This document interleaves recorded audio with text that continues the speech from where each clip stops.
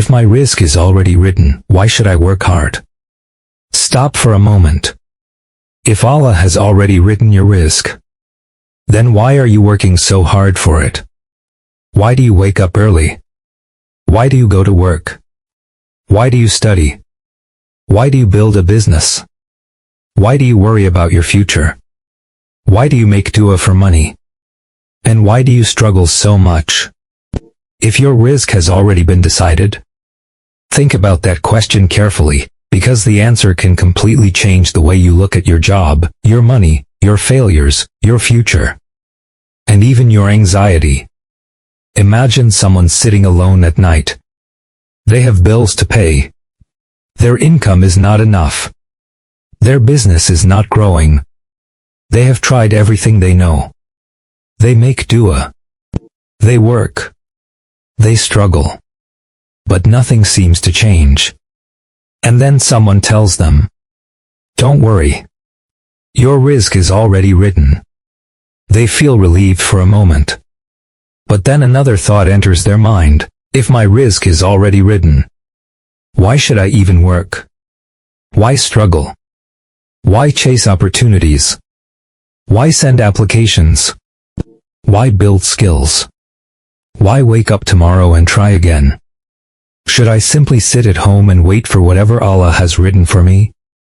This is where many people misunderstand the concept of risk.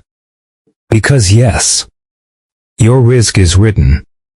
But no, that does not mean you are supposed to stop making an effort. And understanding why is one of the most important things you can learn about trusting Allah. The Prophet Muhammad, peace and blessings be upon him, taught us that before a person is born, matters including their provision and lifespan are written for them. So yes, your risk is already known and written by Allah. But here is the part people often miss. Allah did not tell you what your entire written risk is. You don't know how much you will earn next year. You don't know which opportunity will come tomorrow. You don't know which person will help you. You don't know which door will open. You don't know which door will close. You don't know where your provision will come from. And that is exactly why you still have to move. You have knowledge of your responsibility, but you do not have knowledge of the unseen, and this is where effort becomes part of your tawakkul. Think about something simple. You are hungry. You believe Allah is the one who provides food. But would you sit in an empty room and say, Allah will feed me because my risk is written? Of course not. You get up. You go to the kitchen. You cook. Or you go outside. You buy food. You eat. You know that Allah is the provider. But you still take the means. This is the balance Islam teaches us. You trust Allah. And you take action. You don't worship the means. But you don't abandon them either. There is a beautiful hadith of the Prophet Muhammad, peace and blessings be upon him, where he gave us an incredible example. He described birds leaving their nests in the morning hungry and returning in the evening full. Think about that image. The bird does not sit inside its nest waiting for food to fly into its mouth. It leaves. It searches. It moves. It takes the means. And Allah provides. The bird does not control where the food will be. It does not know what it will find. It simply goes out and trusts the one who provides. That is tawakkul. Tawakkul is not laziness. Tawakkul is not doing nothing. Tawakkul is not saying, I don't need to work because Allah will provide. Tawakkul is saying, I will do everything that is within my ability, and I will leave the result to Allah. There is a huge difference. You can work for 10 hours and still understand that your salary is ultimately from Allah. You can build a business and still understand that customers are from Allah. You can study and still understand that success is from Allah. You can apply for 100 jobs and still understand that the opportunity that reaches you is only possible because Allah allowed it. Your effort is yours, The result belongs to Allah, and sometimes this is where the test begins. You work hard, but the result does not come. You apply, but you are rejected. You start a business, but it fails. You try again, and it fails again. You make dua, and you wait. Months pass. Maybe years pass. And eventually you start thinking, maybe Allah is not giving me rizq. But what if that is not what is happening? What if your rizq is coming through a path you cannot see yet? What if the rejection is redirecting you? What if the closed door is protecting you? What if the delay is preparing you? What if Allah is teaching you patience before giving you something you are not ready to carry? And what if the thing you are desperately asking for would actually harm you if you received it today? You see, we think rizq means money. But rizq is much bigger than money. Your rizq can be your health, your family, your knowledge, your time, your opportunities, a good friend, a peaceful home, a righteous spouse, a child, a skill, a second chance, a door that opened at exactly the right time. Even guidance is a form of rizq. Imagine two people. One earns a huge amount of money, but that money destroys his peace. He becomes arrogant.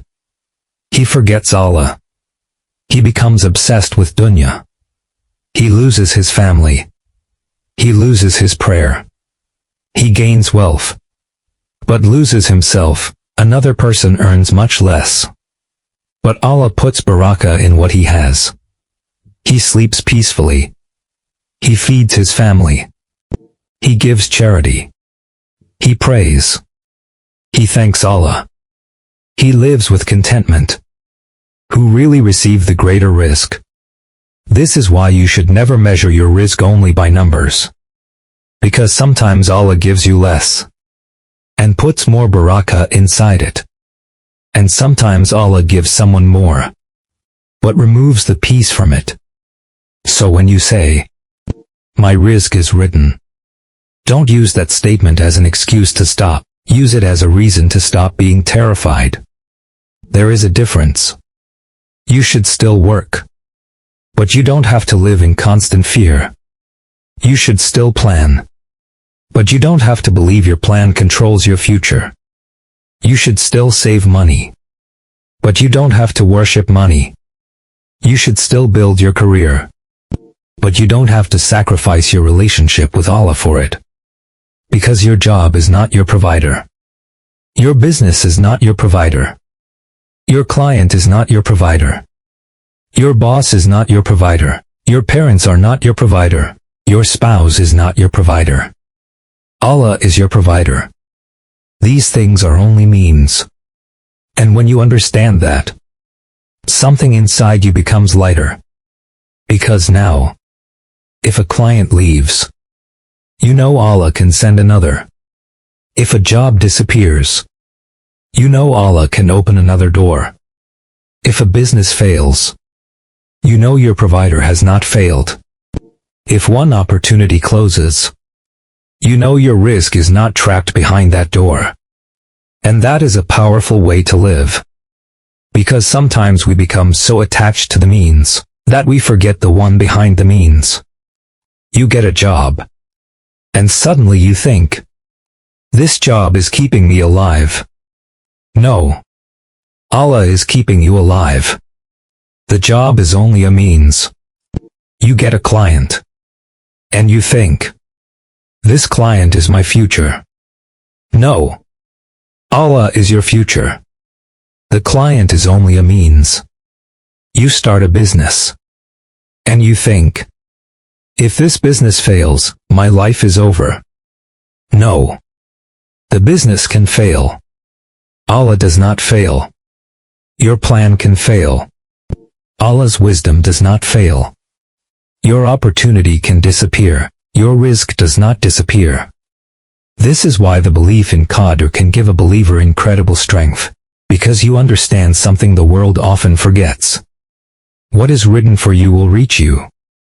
And what is not written for you will never become yours simply because you were desperate for it.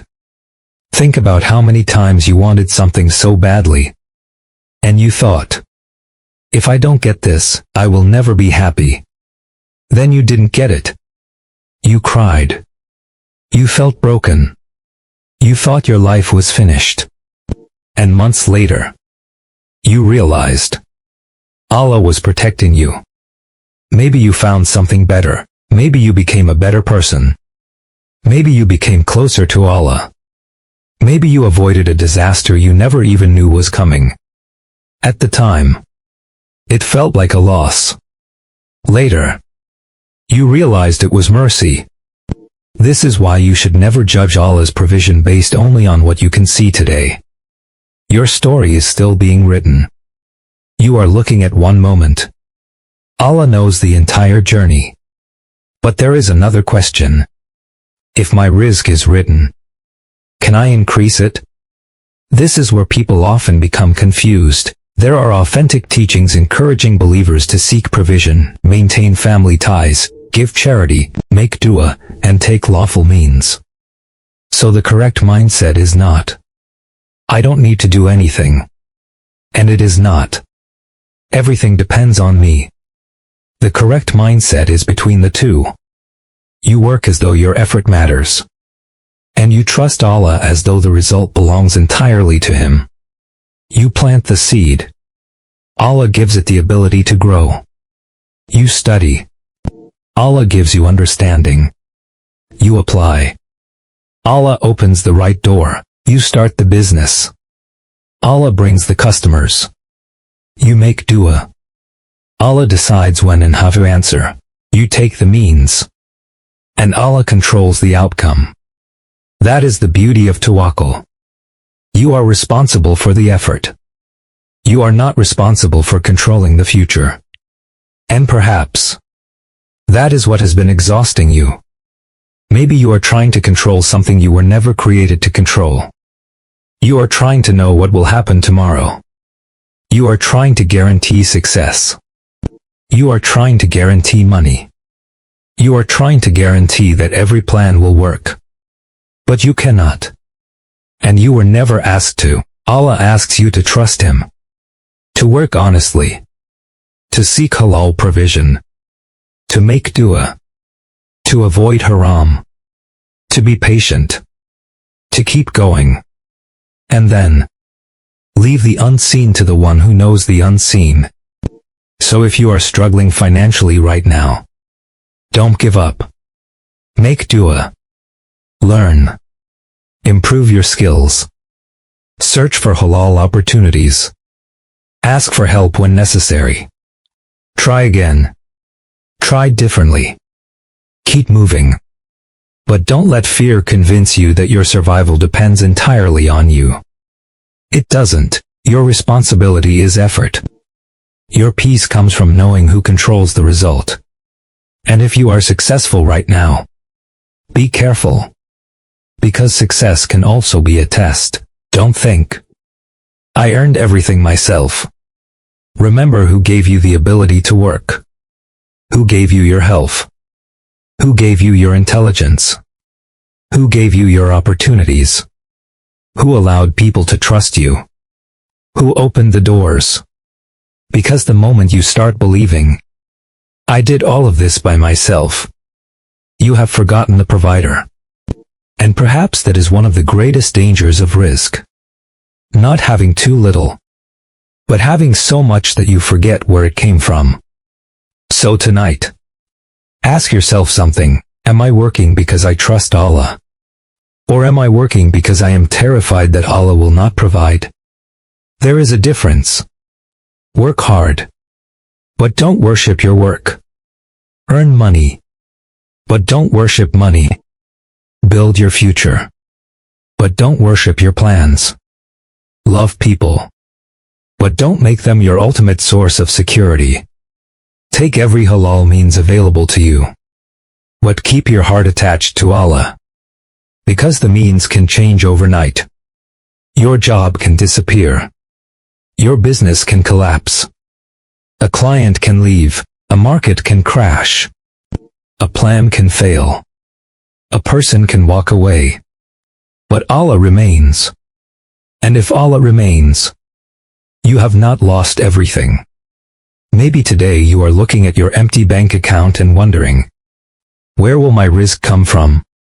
Maybe you are looking at your failed business and thinking, how will I recover?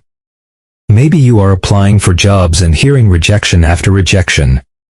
Maybe you are making dua and wondering if Allah is listening. Remember this. Your rizq is not sitting inside one job. It is not trapped inside one company. It is not dependent on one person. It is not limited to one opportunity. Your rizq is with Allah. So keep walking. Keep trying. Keep making dua. Keep your earnings halal. Keep your heart patient. And don't confuse trusting Allah with doing nothing. The bird trusted Allah, but it still left its nest. You should do the same. Go out. Work. Learn. Build. Try. Make dua. And then, leave the result to Allah.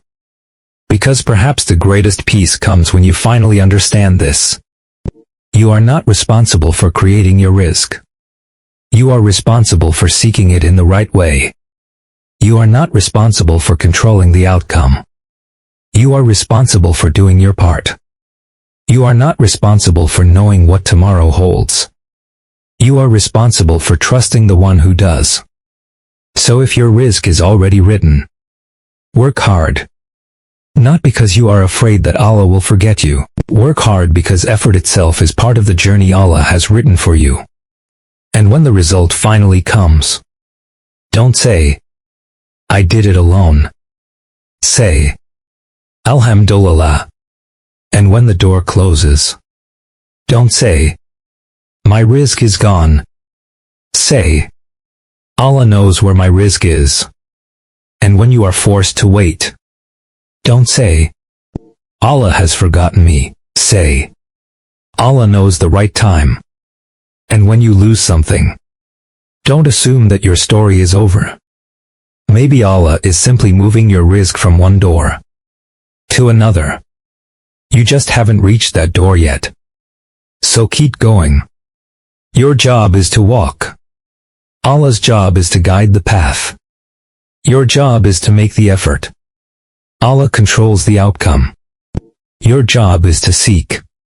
Allah is the provider. And perhaps, the thing you were afraid of all along was never losing your rizq. It was learning to trust the one who already wrote it.